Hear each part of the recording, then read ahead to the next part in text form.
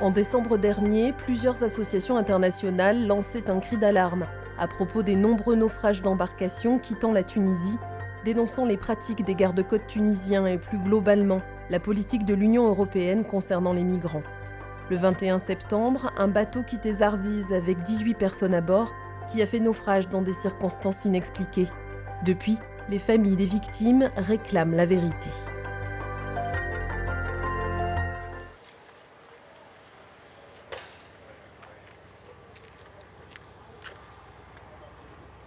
Des nœuds coulants, comme autant de cris de désespoir.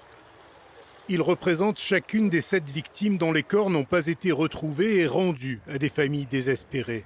Ryan, le fils unique d'Abdel Salam, avait 26 ans lorsqu'il a embarqué pour Lampedusa. S'il ne me ramène pas mon fils, je me pends. Paix à son âme, et moi je le suivrai. Il est parti et moi je partirai. J'ai tout perdu. Mon monde s'est écroulé. Mon fils est parti parce que la jeunesse est perdue. Pas d'études, la vie est chère. Il s'est dit, je vais aider mon père et ma mère. Je te le dis, on ne peut plus vivre dans ce pays. Ils étaient partis à 18, originaires du même quartier de Zarziz, pour rallier l'Europe. Leur embarcation a fait naufrage, seuls 11 corps ont été retrouvés. Réunis en sit-in, entourés par les pêcheurs qui ont été les premiers à mener des recherches, les familles sont en quête de réponses. Pourquoi, par exemple, 4 corps de naufragés ont-ils été inhumés dans des circonstances troubles? Il y a des lois. On se doit, quand quelqu'un meurt, n'importe qui que tu retrouves sur la plage, il y a une loi appliquée. Tu dois prendre son ADN, faire une autopsie, et après tu l'enterres. Il y a un peu plus d'1 an, on a trouvé des Tunisiens enterrés dans le cimetière des migrants. Pourquoi? Comment? Nous n'avons pas de réponse. Pourquoi nous n'appliquons pas ces démarches qui sont des démarches humaines? Ce cimetière, c'est le Jardin d'Afrique où depuis 2021 sont enterrés les corps de migrants subsahariens non identifiés. La justice a ordonné l'ouverture de plusieurs tombes. 4 des victimes tunisiennes du naufrage du 21 septembre y ont été retrouvées. Auparavant, c'est ici qu'étaient inhumés les inconnus. Grâce à l'aide de Chamseddine Marzoug, un ancien pêcheur, bénévole à l'époque au Croissant Rouge. Plusieurs centaines de sépultures et seulement 2 identifiées. C'est un sentiment très triste qui prend la responsabilité de ces gens-là. Je lance un SOS pour l'Europe, faciliter les visas, casser les frontières. La liberté de circulation, c'est un droit. Tant que tout le monde, les Européens circulent librement, nous aussi, on a le droit de circuler librement. Chamseddine, l'ancien pêcheur, rejoint régulièrement le sit-in des familles des disparus. Sous la tente, ce jour-là, Mohamed Wiriemi, accompagné de son jeune fils de 16 ans. Sa fille, Malek, s'est noyée lors du naufrage. Son corps, identifié grâce à son bracelet, a été retrouvé à Djerba, à une trentaine de kilomètres de Zarziz. Malek avait 26 ans, elle était pâtissière, avait un emploi et gagnait 75 € par mois. Elle a embarqué pour une vie meilleure, croyait-elle, sans rien dire à ses parents. Elle est partie là-bas pour travailler, pour gagner sa vie. La pâtisserie tunisienne a son importance là-bas, c'est très demandé. Il y a même des gens qui lui ont proposé de venir, mais ils n'ont pas pu lui faire de contrat.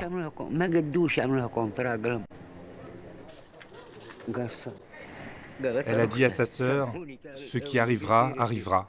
Je peux vous montrer le message sur le téléphone. » Elle pressentait le risque, et elle a pris le risque. Mais les drames, les morts, ne dissuadent pas les jeunes de Tunisie. Il leur est quasiment impossible d'obtenir un visa pour l'Europe. Alors ils prennent la mer, encore et encore. Je suis parti d'ici, de Zarziz. Je suis arrivé en Italie. On m'a dit tu vends du shit. Alors on m'a renvoyé. Et moi je ne vends ni shit ni rien, c'est tout. J'ai recommencé une deuxième fois. Ils m'ont aussi renvoyé. Et là jusqu'à présent, on attend pour recommencer, si Dieu veut. À Zarziz, les distractions sont rares. Café, foot, balade. Ce jour de match de Coupe du Monde, Djilani retrouve ses amis pour encourager la Tunisie. Mais le jeune pêcheur de 19 ans n'a qu'une idée en tête, rejoindre les membres de sa famille, installés en France. Mes oncles et mes proches me disent de venir travailler. L'appartement est prêt, le travail est prêt, tout est prêt. Viens seulement pour travailler. Le plus important, c'est de ne pas faire de bêtises. Travaille, aide tes parents et c'est tout. Ici, il n'y a pas d'avenir. Tu travailles, c'est pour manger et boire et c'est tout. Tu ne peux pas faire d'économie. Et pourtant, Djilani gagne plutôt bien sa vie sur les chalutiers. Ce jour-là, les pêcheurs de Zarziz restent à quai à cause du mauvais temps. Lorsqu'ils sont en mer, leurs sorties sont souvent interrompues par des opérations de sauvetage. Shamseddine Bourassine a même été incarcéré en Italie après avoir secouru des migrants près de Lampedusa. Tous les bateaux que vous voyez ici ont tous participé au sauvetage des naufragés.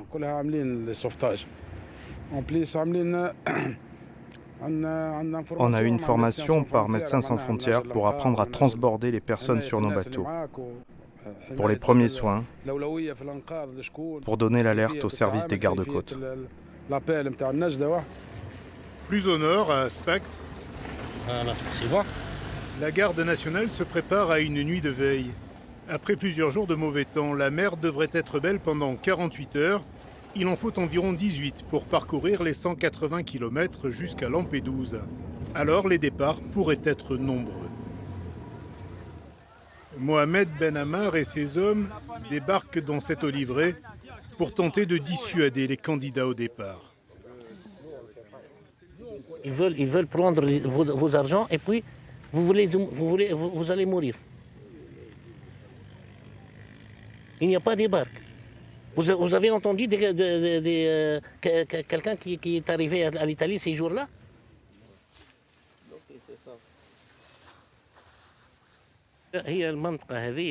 Ici, c'est un point de rencontre. Ils attendent ici que les passeurs qui mènent l'opération viennent les chercher. Et c'est d'ici qu'ils partent vers la plage, qui est toute proche. Les hommes, femmes et enfants qui n'ont pas fui à l'arrivée des forces de l'ordre disent pourtant ne pas vouloir tenter la traversée. Ils seraient ici pour chercher du travail dans les champs. Je viens de Burkina Faso, Ouagadougou. Chez nous, ça ne va pas, il y a guerre. Donc on est venu ici, on travaille, on cherche à manger. Bon, c'est pas facile. On est ici, c'est ici, on dort, on fait tout ici, on est ici. Bon, en tout cas, moi personnellement, je déconseille aux gens de partir par la Méditerranée. Mais qu'est-ce que vous voulez qu'ils fassent? C'est difficile. C'est difficile. Pourquoi aller mourir dans la Méditerranée? S'il y a des conditions meilleures ici en Tunisie, pourquoi aller par la traversée? Dites au gouvernement tunisien de nous faciliter la tâche, de nous octroyer la carte de séjour pour qu'on puisse circuler librement. Dans la nuit, les équipes navales de la garde nationale quittent le port. Direction le canal des Kerkena, passage obligé entre les hauts fonds pour la plupart des embarcations. Avec radar et caméras infrarouges, elles vont traquer les navires qui se déplacent sans lumière. Ici, un bateau de pêche. Cette fois-ci, la confrontation sera évitée.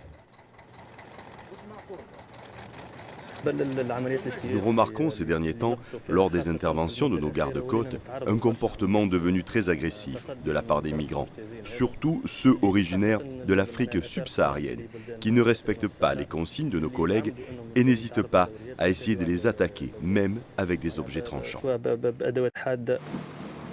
Régulièrement dénoncée elle aussi pour la violence de ces interventions, la garde nationale a procédé à près de 30 000 interpellations en 2022. Il faut nous suivre. C'est le dernier avertissement. C'est le dernier avertissement. Les migrants qui ont payé les passeurs entre 900 et 1200 € tentent parfois de résister.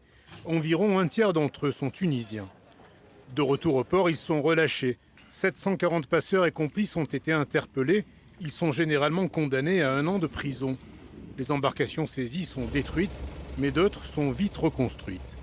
Le nombre de Tunisiens qui rejoignent l'Italie a triplé depuis 2018 avec plus de 16 000 arrivées en 2022.